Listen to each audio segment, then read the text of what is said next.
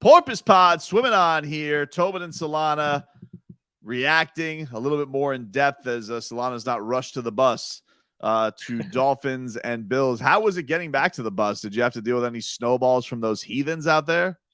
Yeah. Oh, they were throwing snowballs everywhere. The lights just turned out here at the studio. I don't know if you saw that, but I yeah, didn't know they if you were doing that for the mood and you wanted to tell me like Dolphins ghost stories. I didn't know what you were doing there for our YouTube audience. Like Solana just has a ring light on him now. Yeah, I don't know what happened here. I mean, let me see if I can. I think the occupants is. Are you like the only one there now? Yeah, I'm 100% the only one here. I can't turn the light on.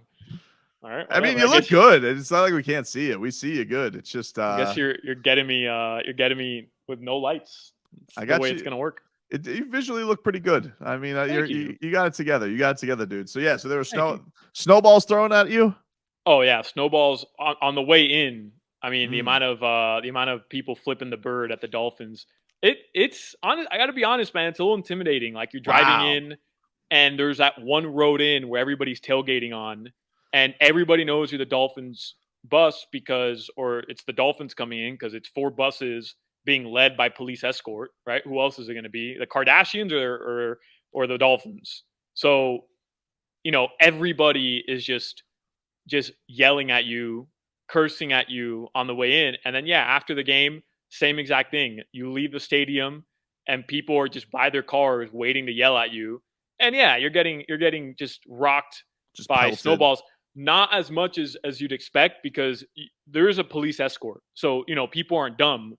But, bro, the losers couple yards away are just pelting you with snowballs. So you hear it, boom, boom, boom, on the bus. It was pretty crazy. It was hectic. I want to get your reaction to this. So yesterday, about Sunday afternoon, because we're taping this on Monday night, Tyreek Hill tweeted this out. Curious to get your reaction to this. He says, "I will never play like that again, Finns. Bad performance for myself last night. I'll be better." The deuces emoji. What do you make of Tyreek Hill calling himself out? Obviously, had the drop, which would have been a tough catch, but I think a star-worthy catch there in Tyreek Hill, which he certainly is. He's arguably the best receiver in the league. Do you think that's maybe him knowing that maybe the physical play has gotten to him the last couple of weeks, even with him getting a touchdown? What do you make of Tyreek Hill vowing to be better the rest of the way?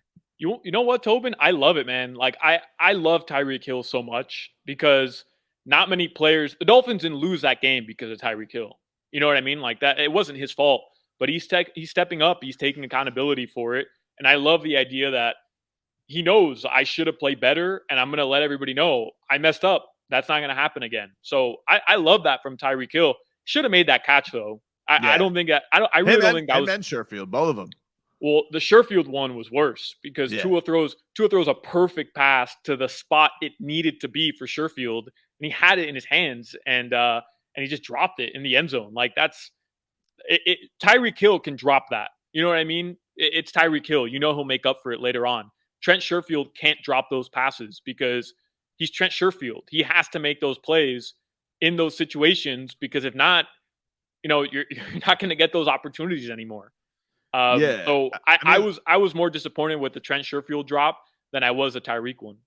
I mean, look, if Tyreek Hill's, poor game is 9 catches for 70 yards and a TD on 13 targets, right. I mean, like you'll take it for what he's put forth this year. Tyreek Hill already has a career high in receiving yards this year in, what are we talking, 14 games? I mean, like, everybody thought he was going to come here and basically it feels very similar to Jimmy Butler when he came to the Heat. People thought he was coming here basically to retire. And he goes, "Oh, wait, watch this. Here's the best season I've ever had in my career." And he's been incredible. I do appreciate the call out because, I think that they have said he's as hyper competitive as it gets. And I think that's probably natural for him to feel like if we came up short anywhere, it was probably on me. And I'm sure when he watches film and he does see that drop, it does eat him up that he has that. But dude, Dolphins receiving record, highest receiving yards of your career. I think he's 2 or 3 catches away from passing his career high in receptions. He's been incredible this year, every which way. He's been the game changer. I mean, like the dude legitimately, I think at one point this year had an MVP case that's probably been taken by Jalen Hurts. But like there was a point there. I mean, look, what is he? The voting came out today. Him and Tua are 1-2 in fan vote right now in Pro Bowl voting. Yeah, I think Dolphins fans are just doing a heck of insane job on social media, pushing the Dolphins love. You gotta love that. You see this Ben Volin with his sass on Twitter? Is he back? Is Ben Volin back? I didn't like what he did today. Like worry about the Patriots not knowing how to end a game. Like what do you comment? Oh, good for the Dolphins. They can stay on their computers more than like. I'm sorry. Do the Dolphins have this overwhelming for over the years where the Dolphins have not been really nationally relevant other than when there's shame? So the Dolphins actually have a product that everybody wants to watch. Proof positive by the fact that they're a national television product the last 3 weeks. This Ben Volin's got a problem with Tua and Tyreek Hill being atop the voting. That seems silly to me. Listen, the Ben Volin shtick has gotten to me because I don't hate Ben Volin. I know Dolphins fans didn't like him, and rightfully so, by the way. Like, he's been very critical of the Dolphins. He had Mac Jones as a better quarterback than Tua Tagovailoa this year. I mean, he was as adamant as everybody that Tua Tagovailoa is not better than Mac Jones, and he even had Zach Wilson as better than Tua, arguably. So that tells you all you got to know about Ben Volin at this point. I think it's great, first of all. Like, good. Okay, so first of all, you think that the Dolphins are positively reacting to their players more than anybody else. Tell me when has that ever been a negative? Let me know in the history of sports when it is a negative for your players or for your fan base to come out in droves to support their players. Like, that's supposed to be a positive thing. We're mocking this. We're being glib about this. I think that's silly. And by the way, thinking that Tua's or Mac Jones is a better quarterback, how about Bill Belichick coming out and telling you McCorkle can't even throw the ball for a Hail Mary? Doesn't trust him. That was beautiful. I listened to WEEI on the way to work today on the Odyssey app. Oh, what a delight that was, Solana. It was good. The final call of that game, I mean, Scott Zolak literally says, this is the dumbest team I've ever watched. The Patriots, think about how bad it has to get for the Patriots radio analyst on the Patriots radio network to flat out say, this is the dumbest team I've ever watched. That's how bad it's gotten. I'm glad you mentioned radio analysts. I actually brought you up today on the show. And I wanted your thoughts on this. I don't know if you're obviously a much bigger soccer fan than I am. Yeah. But everybody was obviously captivated by the World Cup, France, Argentina. I actually turned in 2-0. I was like, I'll watch Messi go and win the World Cup. That's cool. And there's Mbappe. Is that how you say his name?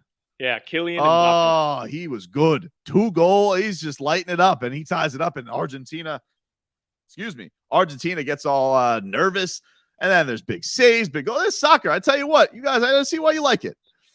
Yeah, welcome to the bandwagon, Tobin. I'm glad to have you. Well, I was, Messi's going to be a future pink, so I had to scout. I had to scout, see if he's got the goods, see if he's good enough for MLS. But I saw this video of Andres Cantor, who, of course, he's the famous soccer goal for everybody. I didn't know he was Argentinian. I didn't know that he was Argentinian. And there's this amazing video I saw on Instagram of him doing the final call, and he is weeping with Argentina winning the World Cup. It was really something beautiful. Like Argentinian fans, are you you're an Uruguay fan? Are you guys cool? Like, they kind of stole your flag. No, Uruguay and Argentina were not cool. That's like. So you were rooting for France. It's Yankees, Red Sox. I was rooting hard for France. I was, truthfully. Well, either way, I felt really good for him that he had to have this beautiful moment. He's a legend, and he was crying. And it made me wonder. Let's get silly. If the Dolphins were to win the Super Bowl, you think Joe Rose is crying? You were in that booth. Oh, for sure. Really? Wow. These guys love Dolphins football, man. It is. I can't tell you, bleep it. I'll tell you. When we go on the road, there's always like a hotel bar or whatever. We go down there, have drinks. Dan Marino's there, Nat Moore, but very, very harmless. Nobody's getting wrecked or anything, but just casual conversation with the people who travel. And when I tell you these guys love themselves some Dolphins football, all they want to do is talk Dolphins football. That's it. That's all they do. Talk. They love Dolphins football. I'm telling you, if the Dolphins were to win a Super Bowl, Jimmy Cephalo's in tears. Joe Wow. Rose is in tears. Kim Bocamper, that whole tough persona, he's on the sidelines. He's in Really? tears. I'm telling you, these Because these I'll be guys honest, love Dolphins football. we all had it as you're the only one in the background wailing in happiness, and they're looking back at you, and then Bo Camper has to console you and carry you out because you're just so overcome with Dolphins joy. But you think all of them would have tears on the call or on the air when they get off the air? Oof. I think maybe Bo Camper wouldn't. Maybe I'm getting ahead of myself, but on the call, I think Cephalo and Joe Rose would tear up. I really do, man. I do. They care. These guys care about the organization. I know, but they also come from an era like men's men, you know? They don't show feelings. But when you like if Bo Camper feels a tear coming out, I feel like he punches himself right in the nuts. Oh yeah, no, for sure. Bo Camper wouldn't cry, but I can't describe, like I can't explain it to you, but you know, when they lose a tough game, they're upset. These guys, like they're genuinely upset. They care about this organization. And Tobin, think about it. Cephalo and Joe Rose have been doing the call now for what, 16, 17 years? Yeah. That's a lot of bad football. A lot of different parts, you know, Greasy, back to Mandich. They had him, you know, like that's a lot of memories for sure. I don't know. A lot of memories and a lot of bad football that they've watched. Think about it. They haven't called a playoff win. Think about that. I know it's crazy. Like this city, I think I think it's why they're so captive. I think that's why the support has been so big. You know, we've had a lot of different theories on that, but I do think that it's not only that the team is good and has had an enjoyable, but they're just fun, dude. Just bombs, and we all want to do the waddle, and it's just, I really want this to end with them in the postseason. It feels like it deserves it. They have to see this through. But I was just curious, man, because that's, I think, the only thing left in town. I think the Heat winning a championship, look, they've done it so recently, even 10 years. That's not that long for a championship. The Marlins have won a championship more recently than the Dolphins have won a playoff game. Crazy. That's how long it's been.